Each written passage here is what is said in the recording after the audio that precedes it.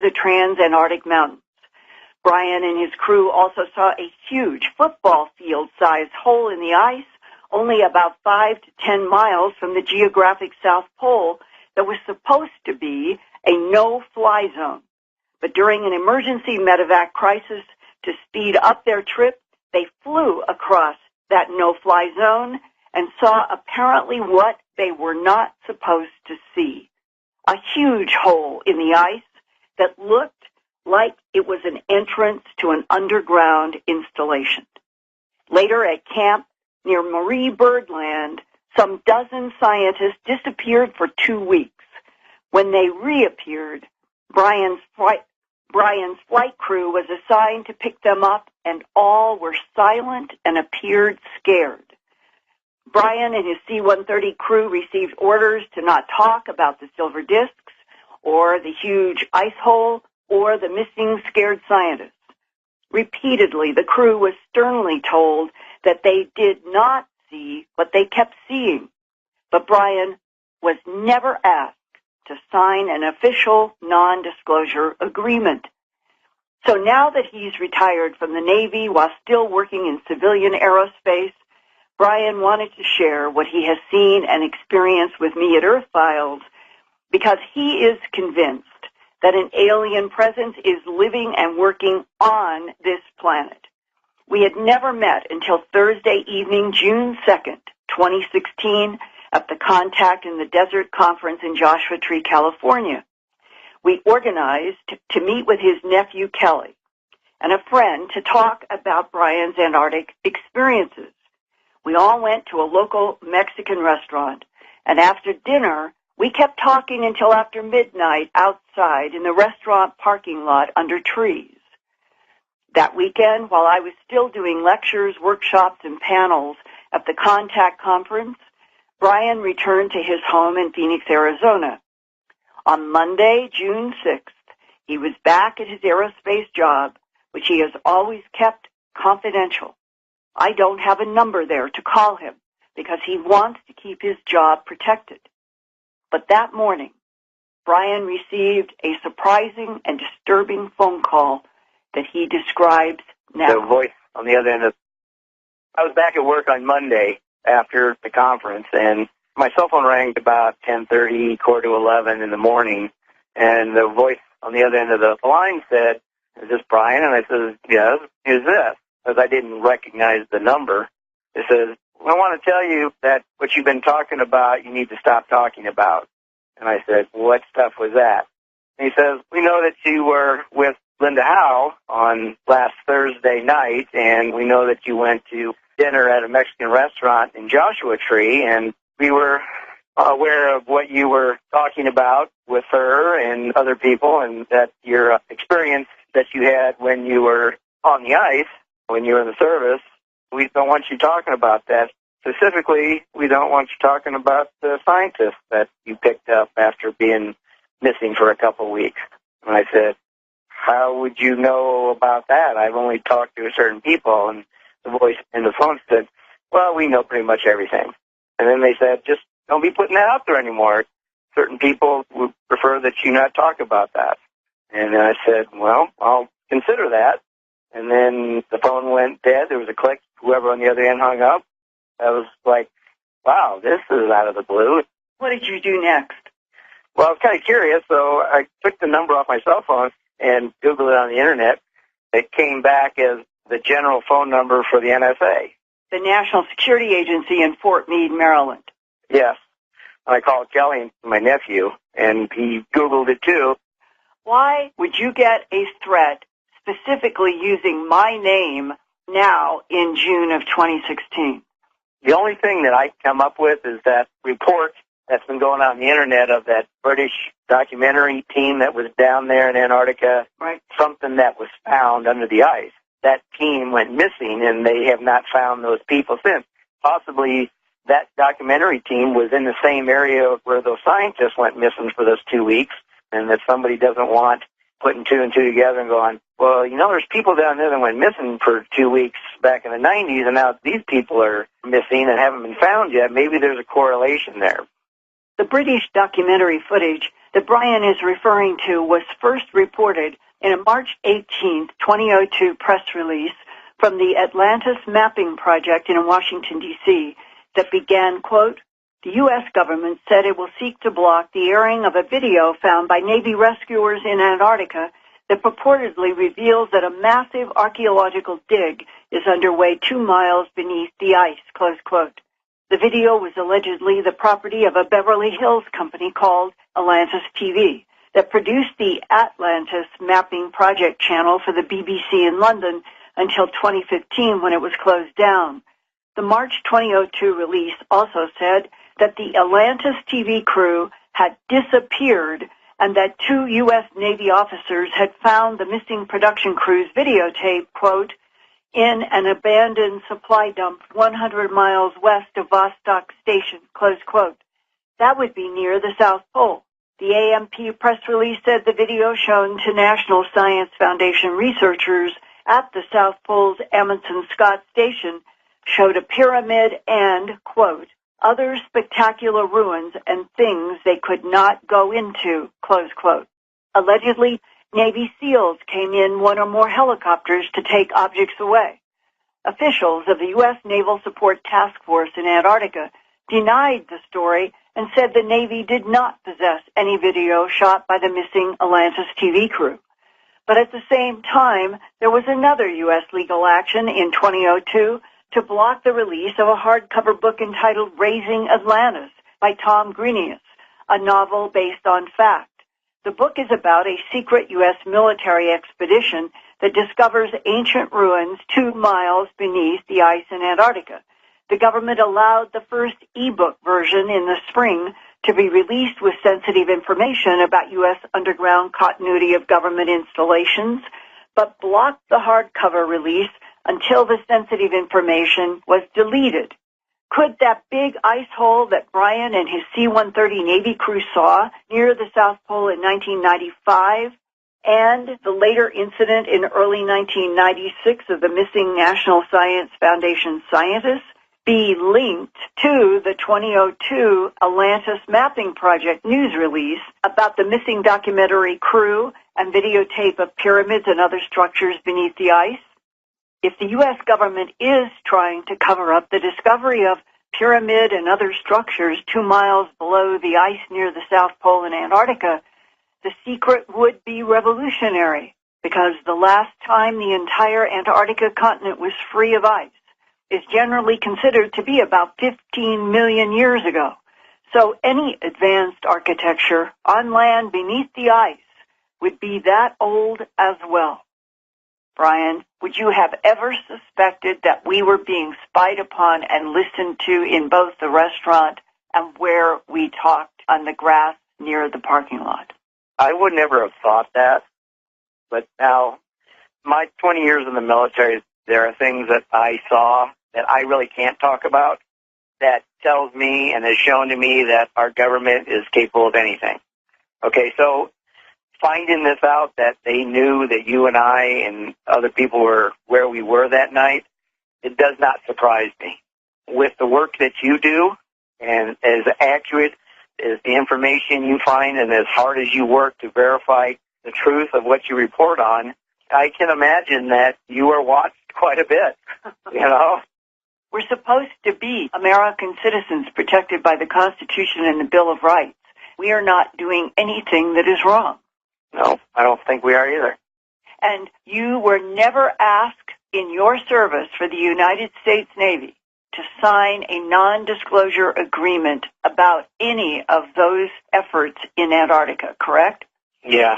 At the time when I was in the service and those incidents happened, we were verbally told we couldn't say anything, to forget about it, but I never signed the non-disclosure of anything that I did while I was serving in the Navy. In Antarctica? In Antarctica, yes. Now let's play an excerpt from our original January 30th, 2015 interview.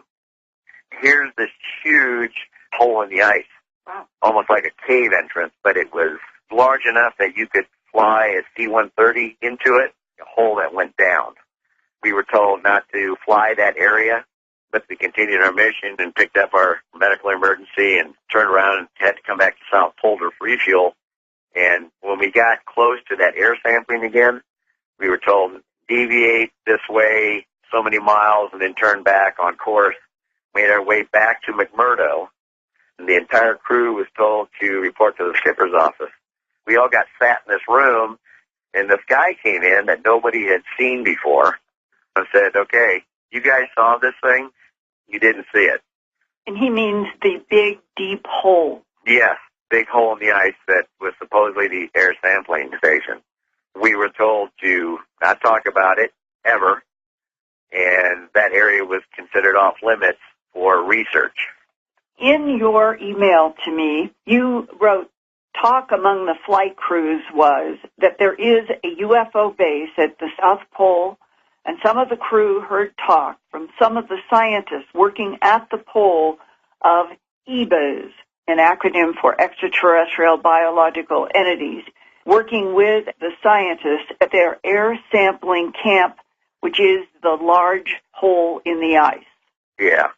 We're told not to talk among ourselves officially, but the guys, after a flight, you have a few beers, and it's like, yeah, I heard these scientists talking about that there's some guys there at Pole that were working with these strange-looking men.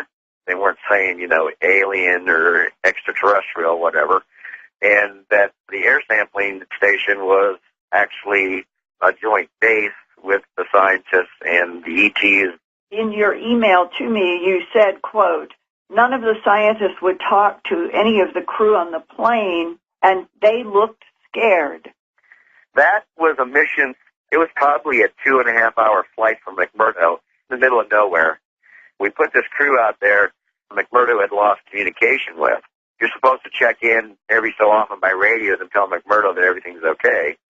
So after they hadn't been heard of, we got sent back out there. Nobody around. All the equipment was still there, but the entire camp was gone. We called McMurdo on their radio to make sure that the radio was working, and we could hear McMurdo fine. A week later, supposedly these scientists had gotten back to camp and wanted to be picked up. And we went back in there after we got airborne. I went back looking around, and these people's faces, they look scared is what they look. And I asked my loadmaster, where have these guys been? And he said, I don't know, I can't get any words out of them. Blank stares, and he offered them food and stuff, and like nobody would take anything. And so they get back to McMurdo and unload their gear. It was put in isolation. Kind of weird. Why is that stuff being isolated? With everybody talking in the camp, all the civilians. Yeah, those guys went back to Christchurch, and they had a special flight for these guys. And nobody said anything. Am I understanding correctly that each of the science groups that you guys flew in and out of the Antarctic base, they knew they were going to work with extraterrestrial biological entities down in that big hole? What somebody had overheard was that there was an installation joint venture at Pole, not necessarily at the South Pole Station, but in the vicinity of South Pole. They were conducting some kind of project. Between extraterrestrials and the human scientists. Correct. It's like, man, what did these guys see? Why were they gone for 2 weeks that nobody knew where they were? It makes you wonder, is like, okay, so what is our government and other governments doing that we don't know about that's going on down there with visitors from somewhere else? And what possibly is still going on down there? Brian, what can anyone do to an agency that calls up from anonymous voices who do not even identify themselves by name or agency they are calling from, and then try deliberately to intimidate? I don't know what we can do. If the government says it's not going to happen or shut up, that's what happens. I think people just have to come forward and tell what they know. It's like one person stands up in a crowd and says, no, I'm not going to do it. And you know what? Somewhere in that crowd, there are other people that feel the exact same way. And if one more person stands up and one more person stands up, pretty soon you've got a crowd, and we need to get back into that kind of mindset and make the government serve us and not us serve the government. Brian, would you please read the email that you sent to me? Okay. Linda, I was listening to your reporting, Bill Tompkins, and his knowledge about the alien races and the agendas they are attempting to carry out. I started to realize the things that my father had told me in his ending years of life that now made total sense to me. His account of the times during World War II flying bombing missions over Germany, the balls of light, which he called Foo Fighters, his two missions that he thought he and his crew were not going to make it back from Germany because his plane had been shot up so badly, flying only on two engines. And when he thought that everything was lost, he told me that he turned to his co-pilot, and there sitting between them was the image of Christ. He told me that Christ put his hand over his hand on the throttles of his B-17 and pushed him up to full power. This next thing my dad then said is what he was engulfed in a white light so bright he could not see anything in the cockpit of his bomber. And then the next instant, his plane was over the English Channel, and he had lost several hours of time. As my dad was telling me about this mission, he was upset and crying. I had never seen my dad ever cry before in my life. Until the day my dad died, he would not say any more about that mission. He would tell me about his other missions flying over Germany as many times as I wanted to hear them.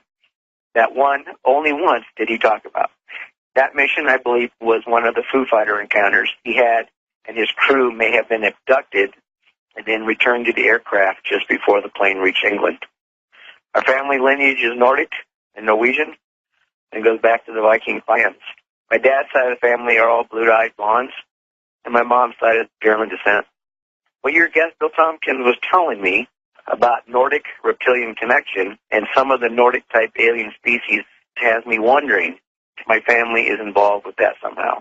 My dad also talked about his dreams of what he called reptile men during his time flying missions over Germany.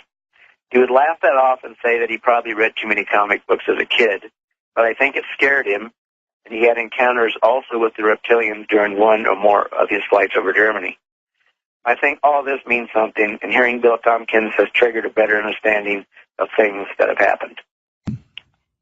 Bill Tompkins, who Brian is referencing, is now a 93-year-old retired aerospace engineer and author of a recent book entitled Selected by Extraterrestrials, My Life in the Top Secret World of UFOs, Think Tanks, and Nordic Secretaries. Mr. Tompkins' extraordinary life included flying all over the United States in the 1940s to secret sites at Lockheed, Northrop, Douglas, and other aerospace companies, and top universities that were doing secret work for the United States Navy. In May 2016, I did an interview with him for my news website, earthfiles.com. Bill Tompkins told me as a young man in early 1942, he was inducted into the U.S. Navy, where he was asked to make scale models from photographs of extraterrestrial aerial craft the various corporate Navy contractors had learned about through government intelligence operatives that included Nazi SS manufacturing of anti-gravity spacecraft. Tompkins also learned that behind Adolf Hitler in the Second World War, there were two different species of reptilian humanoids. One included what he called Dracos from the Draco constellation, about 12 light years from Earth, and known as a satellite of our own Milky Way galaxy. According to Bill Tompkins, Navy intelligence learned that humanoid reptilians from the Draco constellation were manipulating Hitler to annihilate the Hebrews on Earth and populate the whole planet with blonde, blue-eyed Nordics that were another type of extraterrestrial under the control of the Draco reptilians. Bill Tompkins and his naval superiors were very confused by the idea that hostile reptiles and beautiful blonde humanoids were working together to take over planet Earth. Adding to their confusion were other beautiful Nordic humanoids that helped the Allies to defeat Hitler. That complex and insidious chess game haunted everyone then and still does today. Nordic blood and blonde-haired U.S. Navy flight engineer Brian and his father who saw Christ in the crashing jet in World War II. They are definitely good guys. But Whitley, who, what, and why are there blonde and reptilian humanoids that want to destroy Hebrew bloodlines and perhaps all of Homo sapiens sapiens? You talk about a difficult question. That, I think, qualifies as a difficult question. You know, I've had in my life experience with the blonde people. A couple of big experiences with them. One was a long telephone call with one of them who was, at the time of the call, in the home of a United States Defense Department physicist. What? Hold on, Linda. We decided not to edit this interruption out of the show for reasons that will become obvious in just a moment. I refer in it to my Awakenings series, and the material in Awakenings 18, 19, and 20 relate to what Anne was telling me during this episode. And now let's get back to my discussion with Linda about what was happening. Linda, just let me go back. You know what just happened? Well, it sounds like a computer or something just popped up. Yeah, what happened was this. My phone is on silent, and suddenly Siri turned on and asked me if I wanted to call Anne's hospital. Oh, my God. It's sitting here totally untouched. God, do you think Anne is there? Well, all through the interview, I've been feeling Anne's presence really strongly and getting a lot of information from her about very deep soul work that doesn't seem superficially to have to do with the interview, but it's certainly going to be in my Awakening series that I've been doing on Unknown Country. But let's now look again. We were just talking about these blonde beings, and I was talking about the ones I had interacted with, who were obviously not the bad guys. I've mentioned before on this show that the one I had the telephone conversation with was very wary of the Greys, saying that if we started a war with them, they would never let us quit fighting, and they would never let us win, which struck me as very like them in terms of personality, as I understand it. I wouldn't be surprised if that would be exactly what they would do.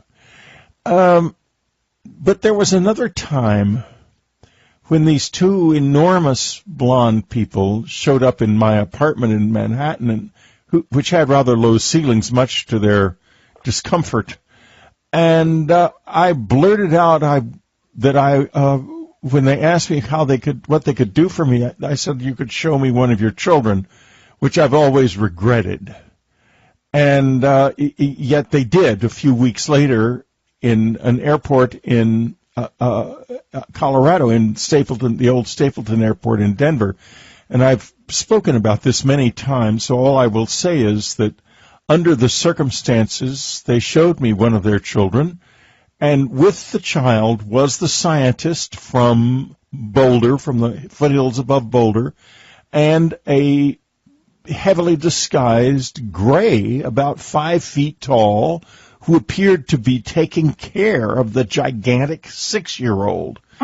It was a very, very strange sight, and in fact, they gathered a crowd when the gray and the giant little boy started playing patty cakes so fast you couldn't see their hands.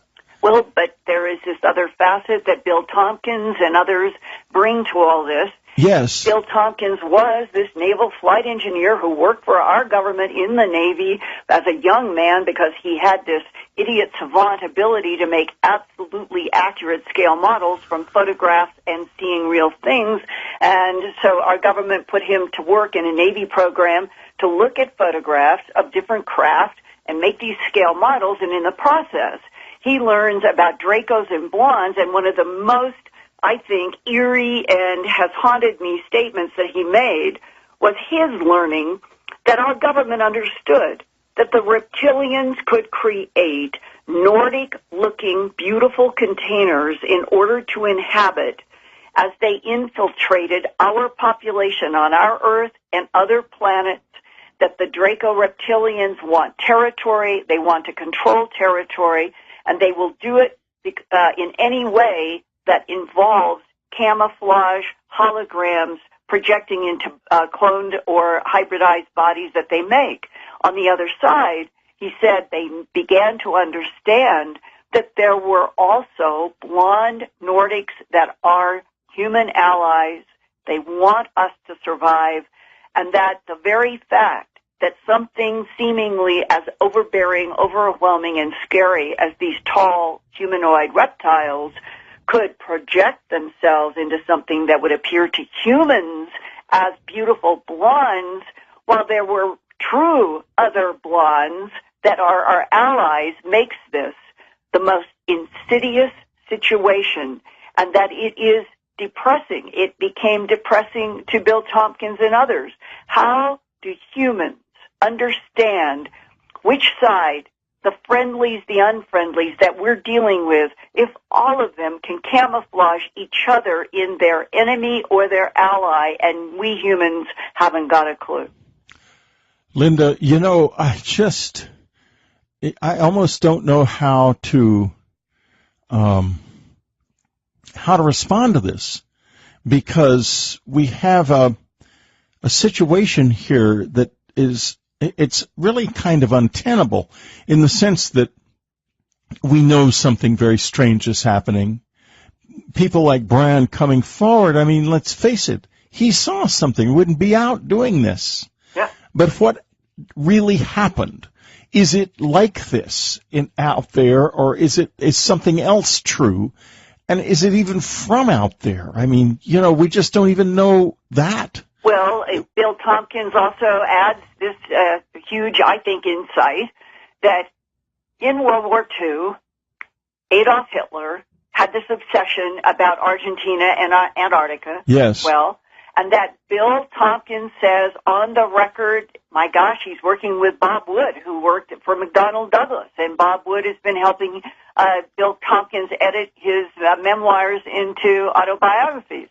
And you could trust Bob Wood, and he's working with Bill Tompkins, and Bill Tompkins said that our government learned that there were 3 very large, to use the word cavern doesn't do it justice.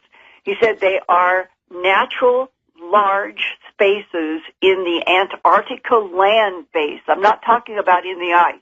I'm talking about under the land of Antarctica, and that non-humans have been using and inhabiting these large caverns in the Antarctic continent for millions of years. They are the alien presence that, when you go back to JFK and all of the whistleblowers that have come forward, like Caddy, who was the attorney who got the Watergate burglars out, and he did a long interview with Daniel List, a dark journalist, and he and I worked together and shared that Gaddy was saying that E. Howard Hunt, before he died, had told Gaddy that the reason JFK was assassinated by the CIA was because he had become a national security threat, because he was insisting on all the information about the, quote, alien presence, close quote, on Earth.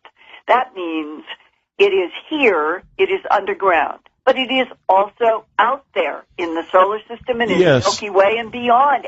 And you have to think that if there's this problem of releasing information, then whoever is hiding is going to be extremely upset if it's released. In other words, somebody does not want that to happen. And that would be because whatever they're doing, they want to be left alone by the human population. They want us to not respond to their presence. But it's so clear from Bill Tompkins and even John Brandenburg now, who is presenting scientific papers about the 2 atomic explosions on Mars. Yes, we've had him on Dreamland. He's fabulous. And that there has been secret, from Earth's point of view, secret. There have been all kinds of wars raging through this solar system, throughout the Milky Way galaxy, and as Bill Tompkins said, not only are there warring factions in the Milky Way galaxy, it goes way beyond into other galaxies, and that on this planet right now, as we are living and speaking, our government has secret galactic trade routes having to do with technologies and who knows what else that are going on with quote-unquote friendlies that are depositing things here on the Earth, getting technology from human engineers that they like, and that we are going forward into the 21st century as a planet that has been kept ignorant and dark, while there are percentages of the human population that are collaborating with, trading with, other intelligences in this galaxy and beyond. And that is what Bill Tompkins, Corey Good, Anthony Sanchez, a list is growing now, that their whistleblowers have insisted this is the truth. This is the reality, and this is also what Tom DeLonge, who is now allegedly working with 10 government insiders and put out that book, Secret Machines, to be followed by more, about the extraterrestrial presence on Earth, past, present, and future, and that what he is now trying to do is to work with government insiders with their approval and permission to say the Greeks were never gods, the Anunnaki were never gods, Lemuria, Mu. These were all extraterrestrial civilizations inhabiting Earth for periods of time. The question that is not clear: why did they leave? Where are they now? And who will come back? Well, you know, I have a message here from Anne, as Anne is very present in this conversation, and surprisingly to me, because this wasn't the sort of thing that she really focused on when we were still both in the physical, but here it is. She's saying, when people fail to keep their place, she means planet, then others will take it. Mm-hmm. It happens all the time. Mm-hmm. And you know what we're looking at here is a species, the human species, that is in the process of losing control of its planet, in its environment, and we are going to be in big trouble as a result of this. This has been the consistent message, not only in my experience with the visitors, primarily with the Greys, but with most every close encounter witness I know who's into this in some coherent way and not in the demons, angels space or something like that. That is that the planet's in trouble and we need to act on our own behalf. Interestingly enough, the Greys don't have the attitude that it's our fault. They feel it's the fault of our structure. In other words, we have no, and I learned this when I was a child in the secret school, we have no sexual seasonality, we have no hair, and we have very prominent genitals and excellent memories, and this has made us sexually overactive. And the result has been a population explosion that is not our fault. It's the fault of our evolutionary structure, but we're still in jeopardy because of it. Because if we lose the planet, then it's up for grabs. Somebody else can take it and do what they can to fix it and make use of it. And that fits into what John Brandenburg says, that this is a neutral zone, or has been a neutral zone in terms of geopolitical territorial conflicts, that there are various types of non-human intelligences that come and go, and Earth is both a laboratory and a trade route market, and that there are interests out there that have been trying to undermine humanity so that we would become so weak that they can take the planet Earth, and that whatever happened on Mars whatever was the reason behind that war, that whoever exploded these hydrogen bombs in the air to make the percussion on the ground even more destructive to what John Brandenburg thinks were two Cydonia area of cities that may have had 2 million beings in them, all of it devastated with the two hydrogen bomb explosions. We need to find out who was responsible for the hydrogen bombs. I think John thinks it is the nasty category of Greys who were chasing after tall pails that have been described by others in books now, that there has been a war going on between tall pails and a certain faction of Greys for millennia, and that in Mars there was this war that had an ancient motive, but now it has affected our entire solar system without Earth humans understanding. And he said the most interesting thing to me recently, Whitley, John said the reason for the push, this clear push from NASA and JPL to get back to Mars, we need to have verification. We need to have a reality check as Homo sapiens sapien on what we have been told by Ebens, Greys, Nordics, or whoever, and that what essentially John thinks will happen, it will be a return to Mars. It will be disguised as exploring, getting out into our solar system, when in fact it will be an archaeological expedition to a dead planet that was killed by two hydrogen bomb explosions in the air. Two truly massive explosions, if John is right. We had on the show on June the 15th, let's see, I guess it must have been Nick Redfern was with us with his book Weapons of the Gods, and he was talking about areas in the Middle East that are glazed with trinitite. Just like on Mars. Exactly. Now, I want to now go from there to a letter I received many years ago from a lady who lived in Tennessee and had been out walking with her son in the woods when suddenly this little dark blue figure, and these kobolds, as I call them, are heavily involved with me right now. I'm having a period of time where I don't think I've ever been more involved with them than I am in these past 6 months. In any case, that aside, it came and he said, I'm a rebel and I'm here to tell you the truth. There was a war between Earth and Mars many, many, many years ago. Earth destroyed the surface of Mars, but we captured your souls and have condemned you to recycle on your planet forever. We call it dead forever. And that was it. It stepped back into the cave it had come out of and was gone.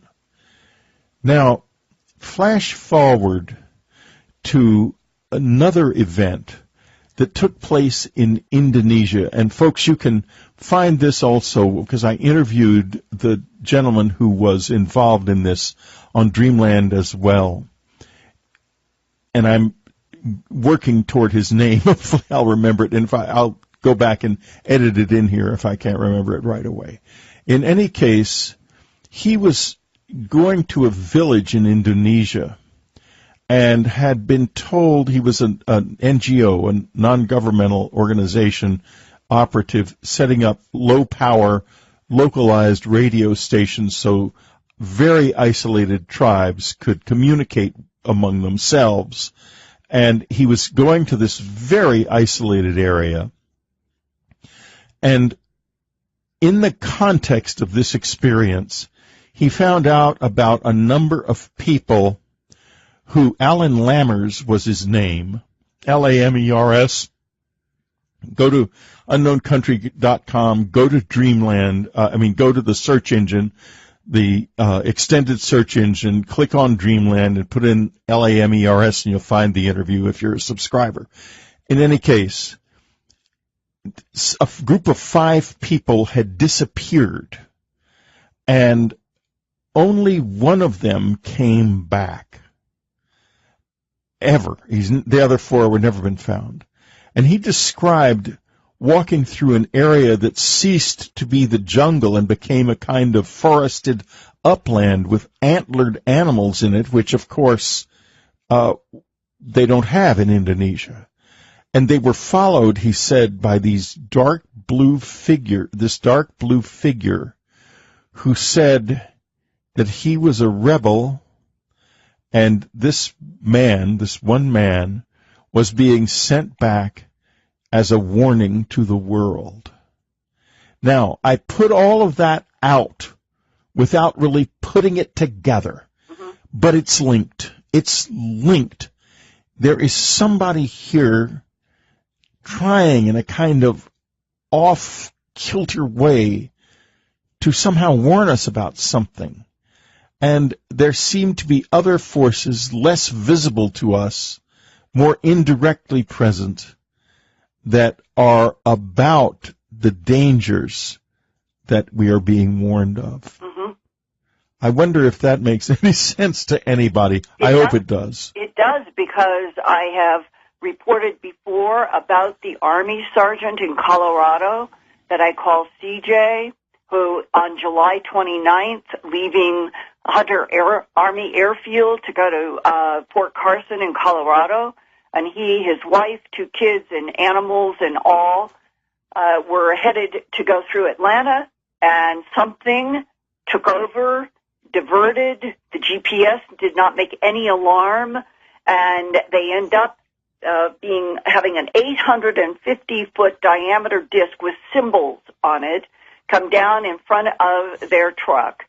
And he works in the Army in a role where his job is to see anything on the ground, in the air, and be able to analyze, estimate sizes, distances, and what they are. That's what he does for a living. And he knew that he was looking at something that was approximately 820 to 25 feet in diameter in front of the road. And then how it all unfolds, I have all of this at earthfiles.com, one of the most extraordinary missing time and evolving stories involving a military person that I've ever investigated. And when he comes, finally, when the whole family realizes they're on the wrong road, they're going the wrong direction, they had no clue from the GPS, he is completely astonished and confused. They get back in the road that will take them to Atlanta. They finally get to a motel and check in. Exhausted. But he finds himself opening his eyes, standing, leaning against the door jamb of the bathroom in the motel. In his one hand, he has a ballpoint pen. And the other hand, he has an 8.5 by 11 receipt from the motel when they checked in. And he is looking at the back of his receipt, and there is a string of squares and ones. And I have been working with Horace Drew, the geneticist in Sydney, in translating what appears to be binary code, even in layers. It's very complex. All of it. Everything that has been transpiring and continuing to come periodically into his mind in sleep ever since a year ago has to do with these same words that appeared in Peniston, that has appeared in crop formations, and has appeared in other binary-related translations. Humanity must advance in order to survive. Life is not guaranteed here. That we have allies, but there are enemies out there that want us gone. This is what this Army sergeant has been receiving for a year. Well, you know, I often think either we're an incident in some vast, I don't even know if you can call it a conflict, in some vast disturbance that is sweeping around us, or We are the focus of a battle, literally, between dark and light, or both. Right. And I have to say that I think it's very holographic. I think that what is happening to us reflects a fundamental condition of the universe. That is to say, this conflict that we see as a conflict is also the endless friction between dark and light. You know, Ann and I and Shirley MacLaine used to go to a restaurant up on the Pacific Coast Highway called Jeffrey's. It's a lovely place, and you can sit outside and have a lovely dinner overlooking the Pacific. It's just beautiful. And the sun sets and it gets dark, and we would sit out there and talk together for hours. And Shirley felt strongly that there was a great darkness that hated the light and had been at peace within itself before the light that is our universe appeared and wanted it gone. And Annie was always the one on the side of the light, and listening to them, not that Shirley wasn't either, but they were talking about it. In other words, Annie talked about what the light wanted and Shirley what the dark wanted. I'm not saying that Shirley was on the dark side and Anne was on the light side at all. But their discussions were so large scale that when I go back in my mind to them and I listen to us talking, it is really like we are talking about the same thing, but on a much smaller scale. Right. And I think that we're not necessarily talking about a war so much as a fundamental condition of reality. And Whitley, according to Bohm and other physicists, it was Bohm who was so eloquent, said all mass is frozen light. And now we have a Harvard physicist who is saying that there are positive photons, and those photons in Bell's theorem have been proved to be entangled, connected, linked over a 13.9 billion light-year universe. And yet dark matter and dark energy is the biggest mystery. And now at Harvard University, physicist Randall is talking about and writing about dark photons. And I could not help but in recently reading about her research that if there are dark photons and there are light photons, what is the relationship? And could we be in a universe in which the very fabric of our puzzlement over dark matter and energy versus the entanglement of bright, white, pure photons be the essence of a struggle here that is macro and micro? Well, exactly. It is. And, and it's holographic in the sense that every tiny piece of it reflects the whole vast truth of it. Like the yin and yang symbol. Right, exactly. Like the yin and yang symbol, which is feminine and masculine, active, passive, good, bad, positive, negative, peaceful, warlike, dangerous, safe. But you can look at it objectively if you go back to active and passive. And the active side is the light. The passive side is the dark wanting the light to leave. But there's yet another way of looking at it as a journey.